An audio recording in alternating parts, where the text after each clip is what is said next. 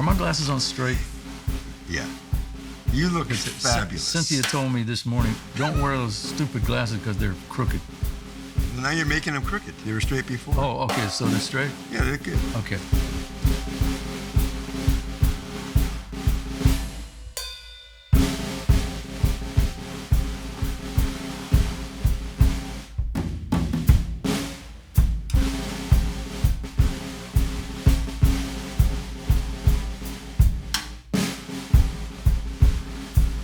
I picked these drums for Jim because I wanted to build him a set that was unique, old, and extremely difficult to replicate.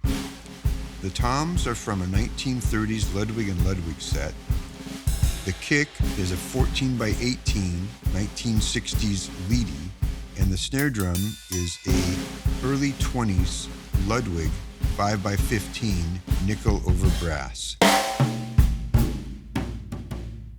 We're recording the drums with just 3 mics.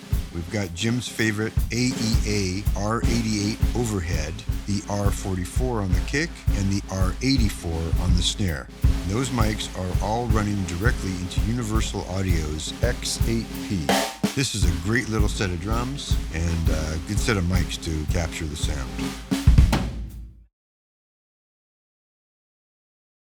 See, this is the first thing I was told when I left the house.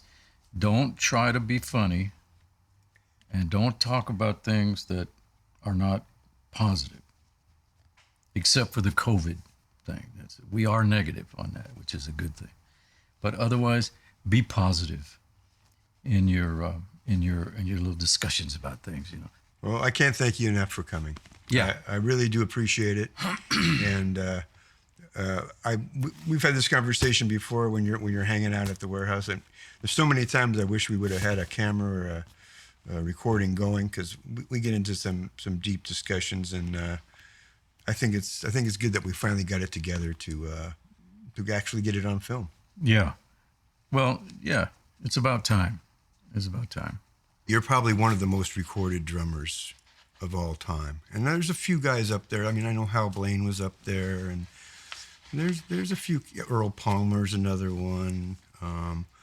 I used to be involved, you know, with that conversation about, you know, well, who do you suppose has played on more records and you know, and all of that, and I just always assumed that it was Hal.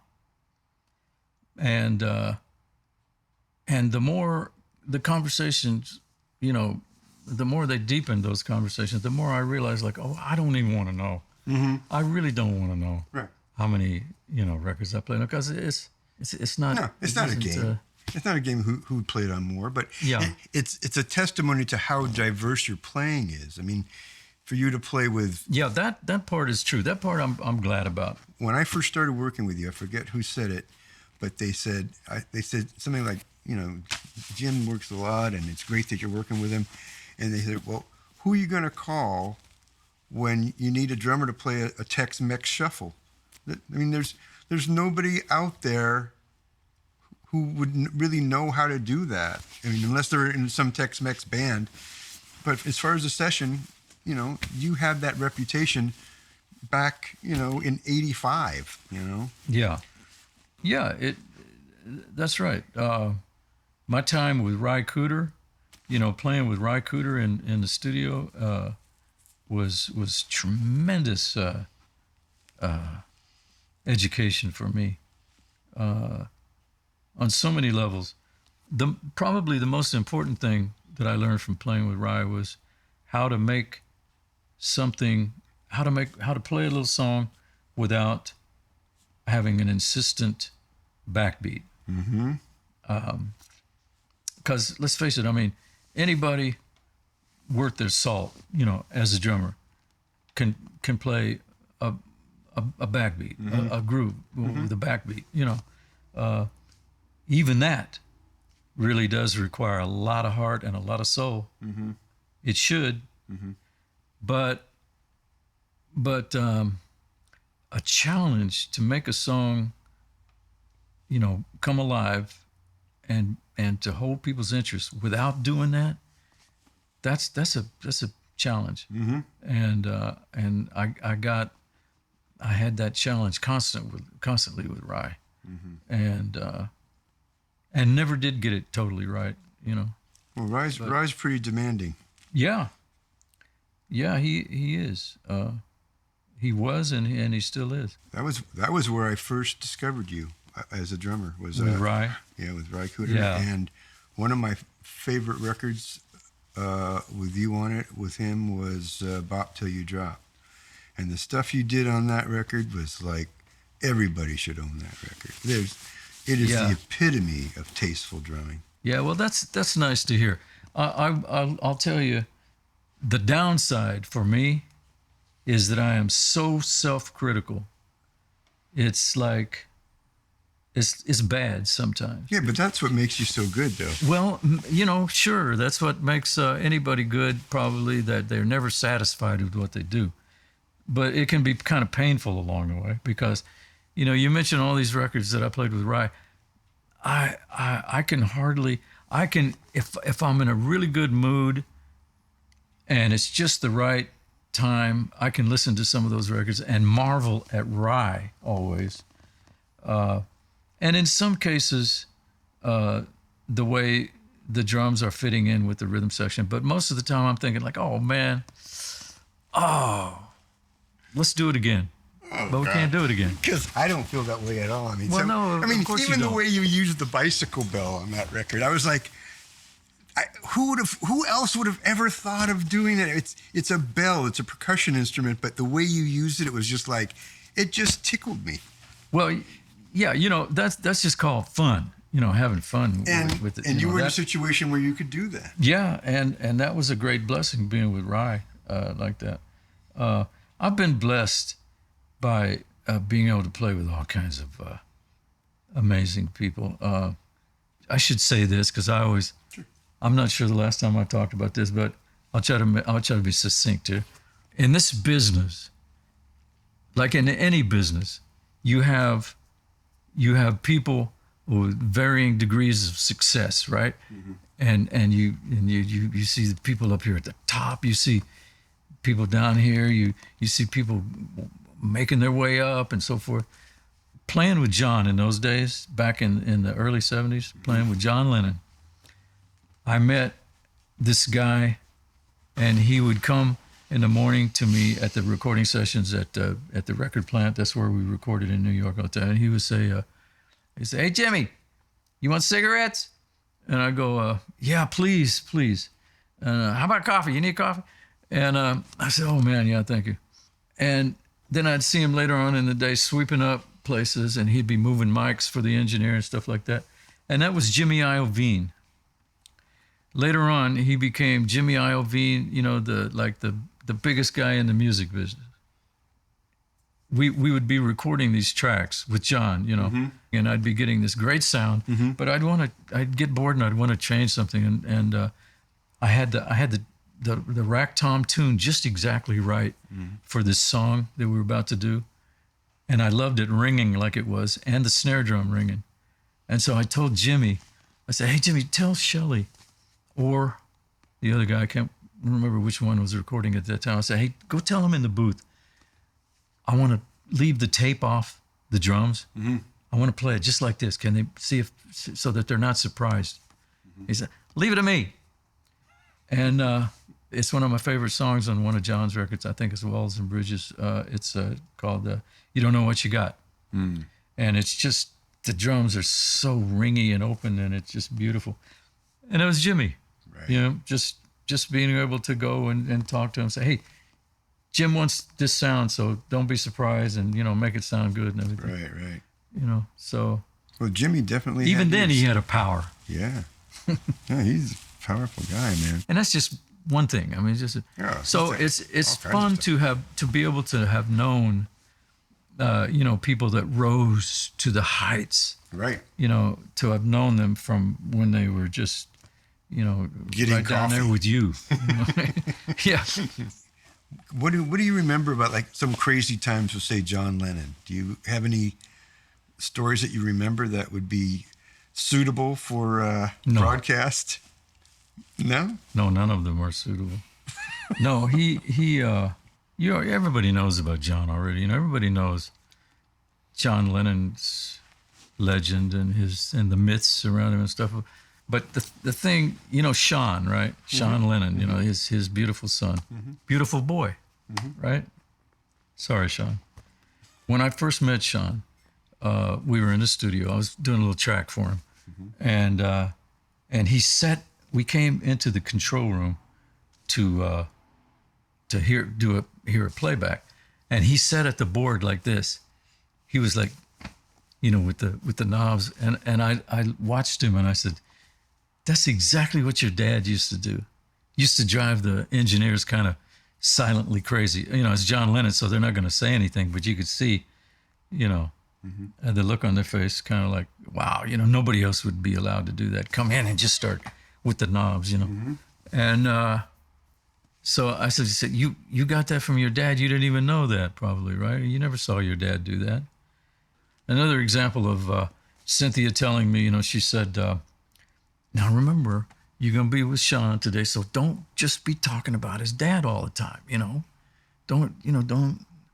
And so I said, okay, right, that's a good idea. I don't want to, you know, talk about your dad all the time. So first thing that happens, he asked me something about his dad, and I started talking. He wanted to know about drinking and stuff, and I said, I hate to paint your dad in this kind of picture. And I was telling him these stories, and Sean said, man, this is exactly the kind of thing I want to know about my dad, because everybody that talks to me about my dad, they only say these really wonderful things about him, you know, about how wonderful he was.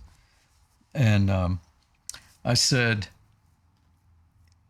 your dad was so out of it one night that Phil Spector Phil told me to get Jesse Ed, the guitar player, and take John, and we're going to put him in the back of the car.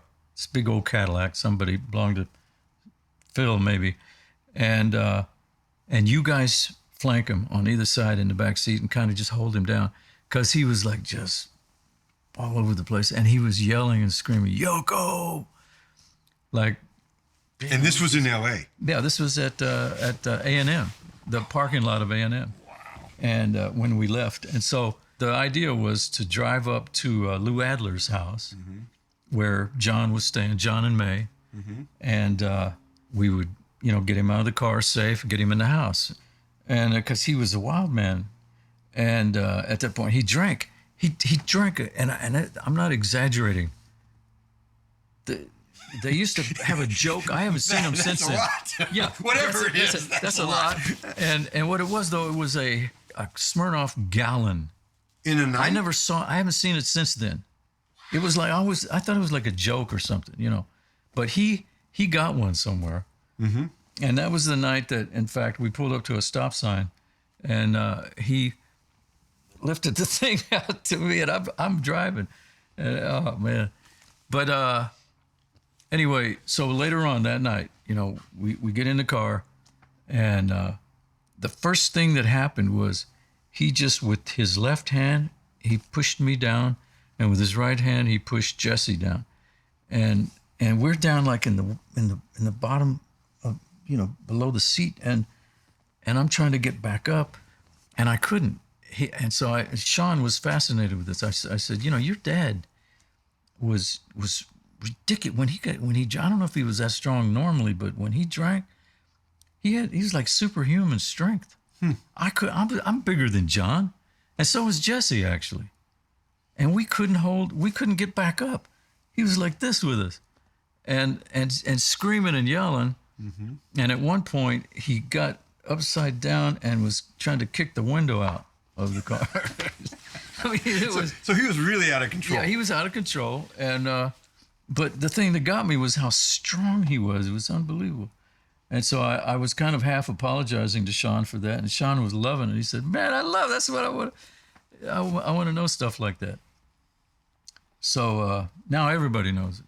It's weird because we've been working together over 30 years.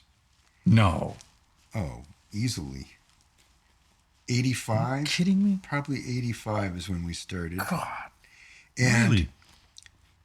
And we hang out a lot. We talk a lot, and we tell stories. I've never heard that story in Well, yeah, 35 years. You never asked me. What, this is one last little story. Dude, all the stories you can come up with. Well, I don't we're wanna, down. For me, what I loved about John when I first met him was that he got a kick out of the fact that I told him that I didn't like rock and roll. I didn't come up with rock and roll. And he was just the opposite, He was a guy who was like, he was like Elvis kind of, like he didn't like jazz. He didn't want to know about it, Mm-hmm. And I was just the opposite. Mm-hmm. And John loved that. One night, we went to see Jerry Lee Lewis. And, With John. Yeah. Oh, wow. And John was like, to me, Jerry Lee Lewis was. Now I produced 2 records on Jerry Lee, for my good friend Steve. But then it wasn't that big of a deal to me. But John was just, it was like a holy thing. He was, he was watching Jerry Lee play. And Jerry Lee's son was playing drums. He was 19 years old, and he was playing drums, and he was a kick-ass drummer. After the show, we went down to see Jerry. John was like, he walked in, and he immediately got on his knee, and in front of Jerry Lee was sitting there like you, and he kissed his boot. Oh, my God. So he really had a lot of respect for Jerry Lee. Oh, it was. They all did. I mean, that's what I say. That rock and roll thing was deep, man. And then this is years later that it meant something to me. Mm-hmm. And like just recently, Little Richard died. Mm-hmm. And I read what Jerry Lee said. It just made me cry. Jerry Lee loved Little Richard. Mm-hmm. Jerry Lee knew that what he was doing basically was joining this huge, tremendous black cultural thing. Let's face it, everything, the reason we're here, all these drums, all this stuff, this is all based upon music. Mm-hmm. And our pop music, the American cultural scene, music-wise, is black. It basically all came out of the black community. And that's something for people, everybody should know that. If you don't know it, you should know it. Mm-hmm.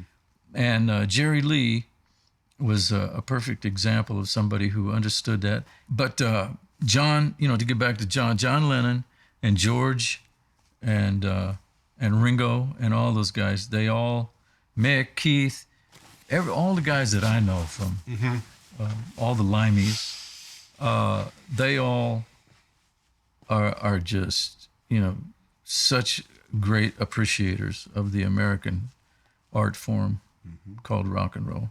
They love it more than anything. Another artist that I know you worked with for a long time, and I never really hear that many stories, is Bob Dylan. And I know you have a long history with Bob. Is there any stories or crazy adventures that you can remember? Yeah. Oh, of course.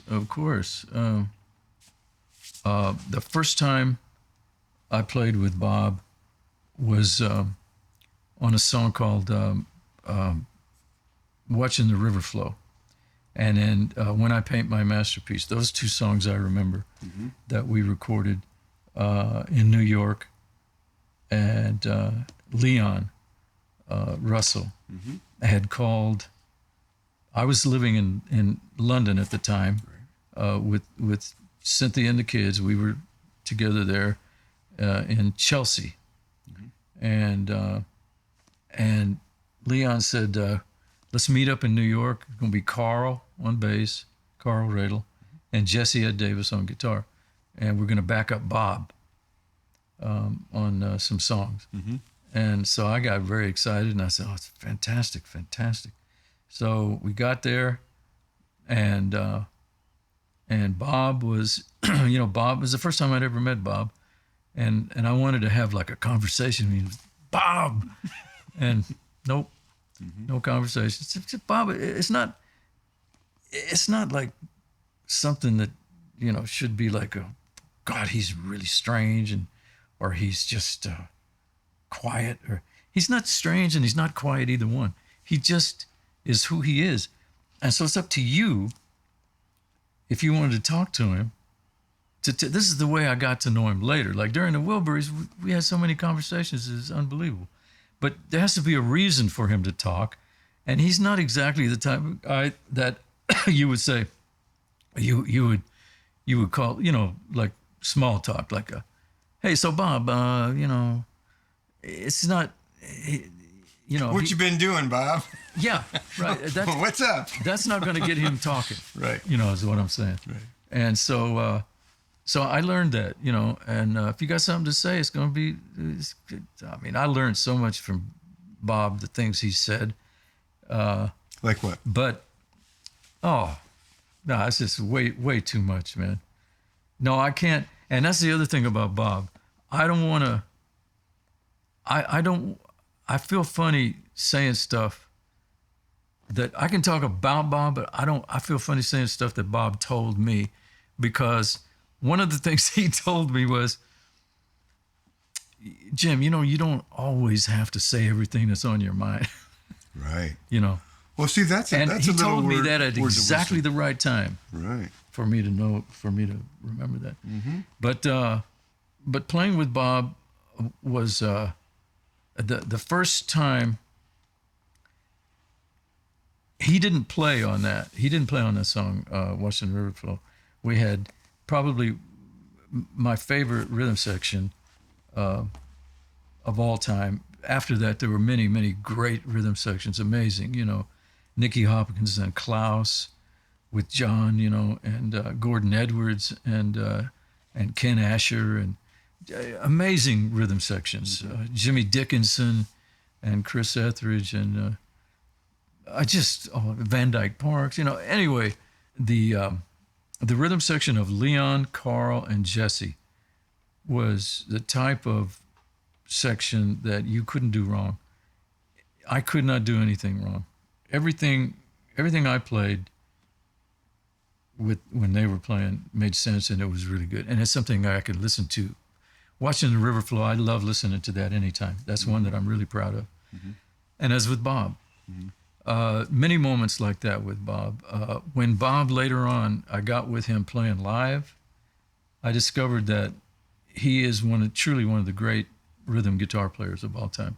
The other one, who always said he was the best, was John Lennon. Sounds maybe a little cute to be saying, John Lennon and Bob Dylan, two of the greatest rhythm guitar players. You played with them. That's a fact. Yeah. That's just actual fact. Mm-hmm. And I'll tell you another thing that other drummers will know what I'm talking about when I say this. You are only as good as a drummer as the people you're playing with, and especially the person in charge of the groove. Mm-hmm. It's not, contrary to popular belief, it is not the drummer that's responsible for the groove.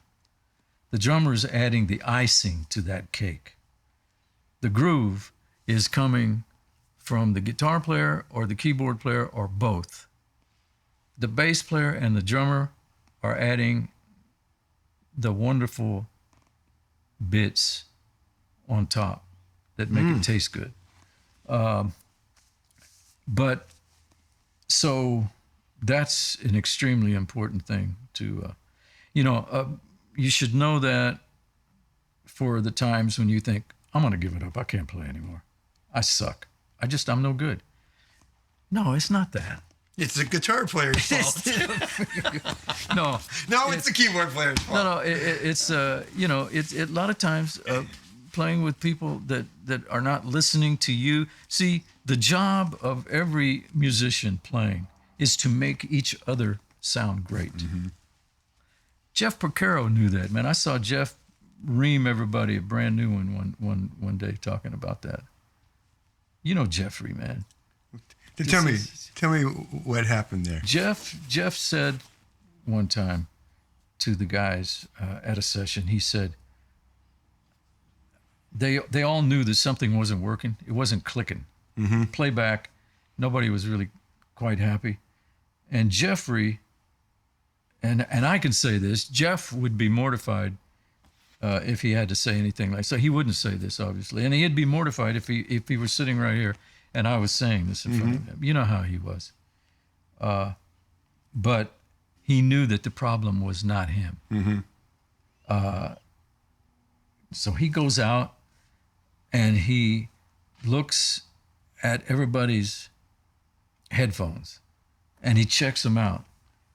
And he comes back in, he says, he gets everybody together and he says, you know, when you guys are at home and you're playing with Roger, that's Roger Lynn for all of y'all who don't know. When you're playing with your drum machine, you've got him up so loud. Why? Because you want to track with him. You want to make sure you don't get ahead of him or behind him. Or, you know, you want to make sure you're pocketed with your drum machine. I come into the studio to play with you, and I check your headphones, and you barely got, the only thing you got in your headphones is you. That's what I call reaming them a brand new one. And also teaching them a valuable lesson. Sure. Your job when you're playing live music is to make the music sound great. But you make the music sound great by listening. The key is to be able to listen, and not just listen to yourself and your licks and your groove and your this and that. In fact, don't even listen to that. Listen to what other people are playing and get in it. Yeah. And then you're probably going to sound as good as you ever going to sound. Right. So that's the key, you know. Enough said. Yeah. All right. So let's